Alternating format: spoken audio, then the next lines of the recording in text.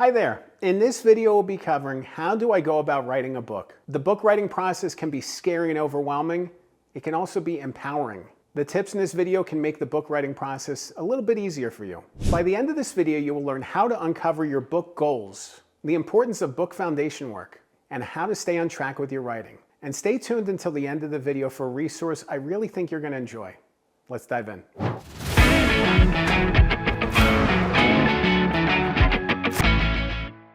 When you think about writing a book, the first thing that really comes to mind is what you want to say. What is the story that you want to share? What is your message? What is your purpose for writing this book? What do you want to accomplish through it?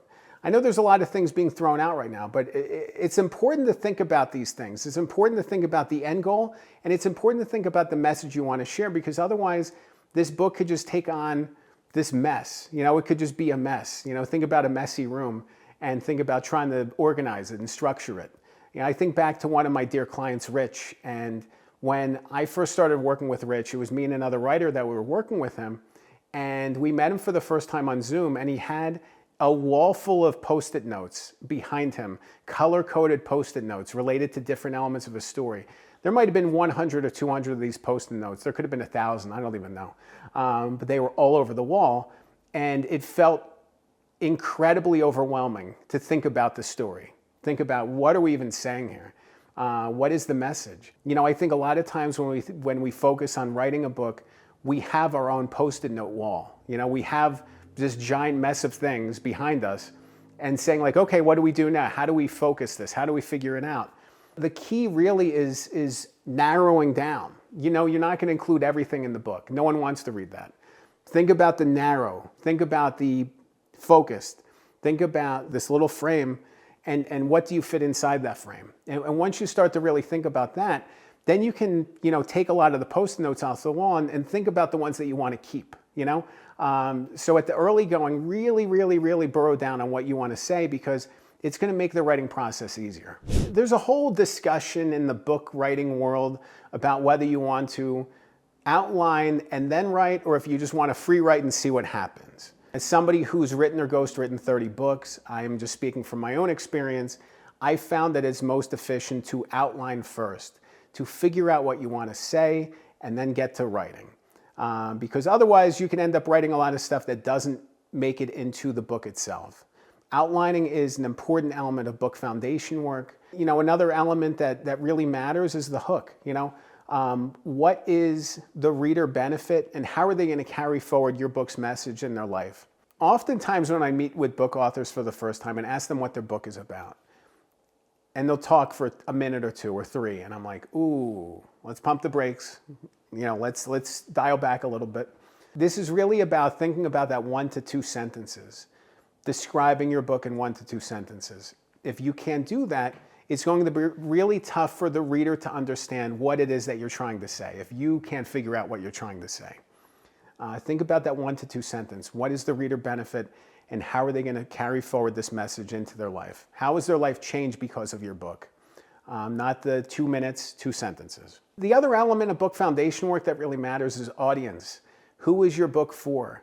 You really need to figure this out, because if your book is for everybody, it's for nobody. Figuring out your audience is going to help you not only write a book for them, but understand how to promote it as well. When you figure out what your audience is, who specifically they are, you could give them names, you could give them backstories.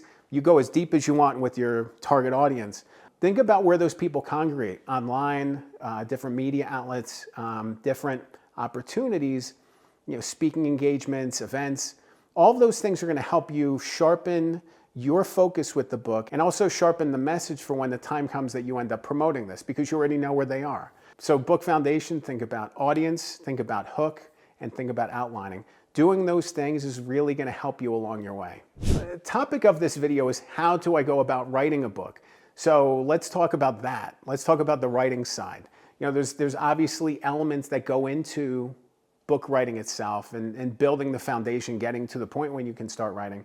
But the writing process itself is so important, and it's really make or break. Because if you can find a way to make consistent progress and keep going with the writing, you're probably going to be able to finish. And if you don't figure this out and you don't find a way to make consistent progress, it's going to be too hard and you're going to give up. And you don't want to give up. You started writing this book for a reason, and you want to keep going with it because there's opportunities on the other side.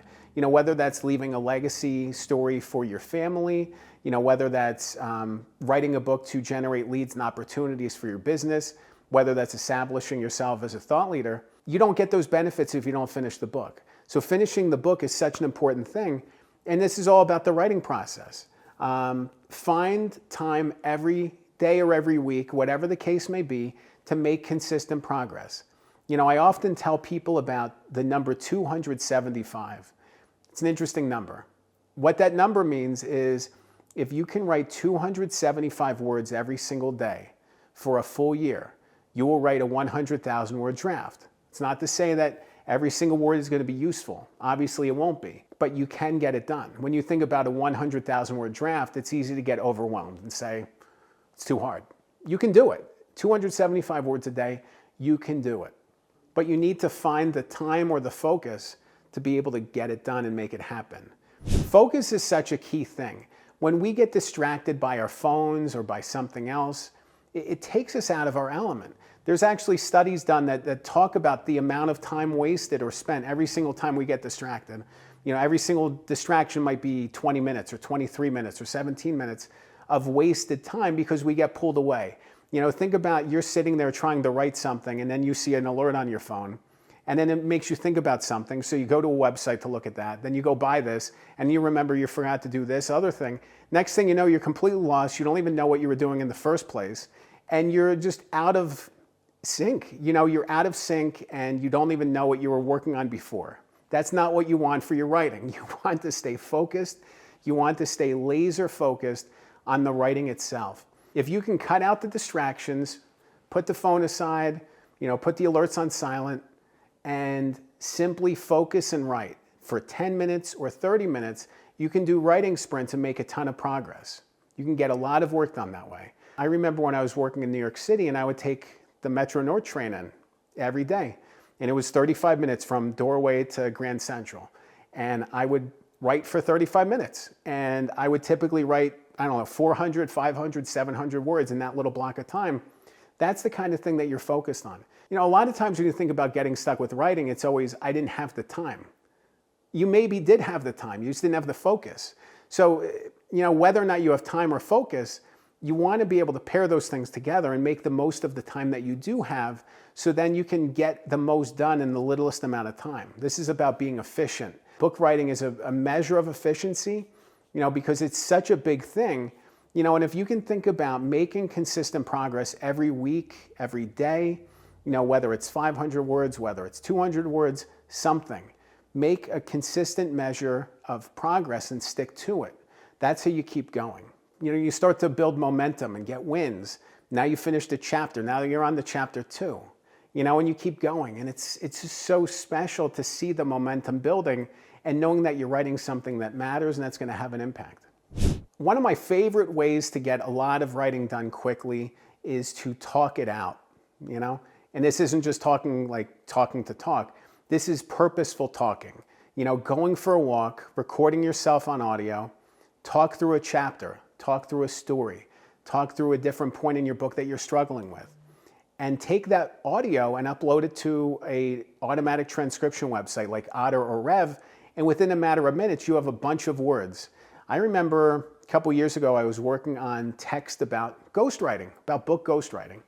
And I went for a walk for an hour, walked around my neighborhood talking into my audio recorder. I'm sure people were looking at me a little funny, like, what is he doing? After walking around for an hour, I had 10,000 words that I could then turn into text, into chapters. It's great to be able to see that happening. And when I work with ghostwriting clients, that's the process I use. I record our conversations and turn those automatic text elements into chapters. It's not to say it just cut and paste and it's set. It requires refinement and diligence and effort, but it's a great way to get words down. If you think about only having an hour a week to work on your book and you literally just talk it out for an hour, you could get thousands of words that you could then turn into text for your book. So there's multiple ways to get this done. There's multiple ways to make progress. And I don't want you to be limited just by sitting behind a keyboard and typing away.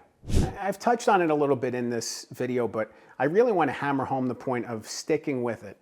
Stick with your book, stick with your writing, keep building momentum, because this book is worth writing and somebody needs to hear it. Somebody needs to read it, somebody needs to get this message.